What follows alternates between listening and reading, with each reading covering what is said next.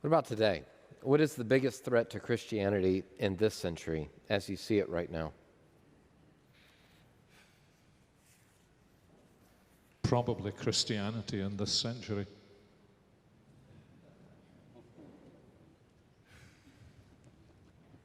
That's a greater threat than Islam. Christendom is a far greater threat to Christianity than Islam is. Islam can never destroy the gospel, but Christendom can easily destroy the gospel and is destroying the gospel. Where it has the gospel in its hands, destroying it. The church is the greatest threat to real Christianity in the world. God help us.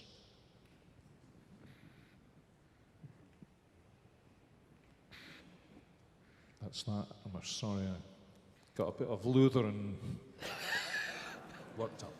You had your porridge this morning? Had my sausage this morning.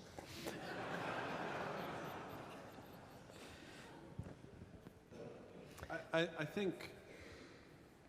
think for me it's the whole issue of, whether you call it late modernity or post-modernity or whatever, but the whole questioning of truth and what is truth, and is there any such thing as truth, and isn't it just your version of truth and your opinion versus mine, and that makes it very difficult to state objective facts about the gospel. Even the spin that is now current, and this is not a political comment, but the spin about false news and false spins on news.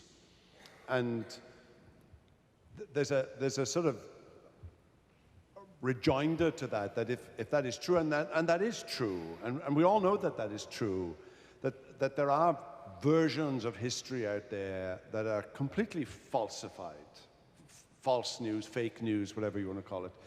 But at the end of the day, if you take that to its ultimate limit, then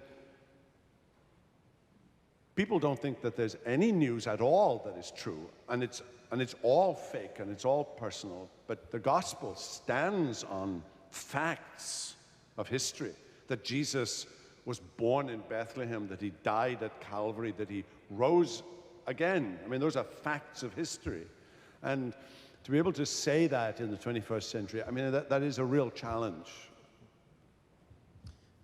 Calvin was asked this question, why the Reformation? And he made the point that the whole form of worship is corrupt. And behind that is Calvin's understanding of who God is. And I think every age of the church, you brought it up when you were talking about Isaiah in chapter 6, that it's really our issue, our view of God. And you look around much, especially the church in America, we have far too casual a view of God, and that might be right at the center of some of our theological malaise.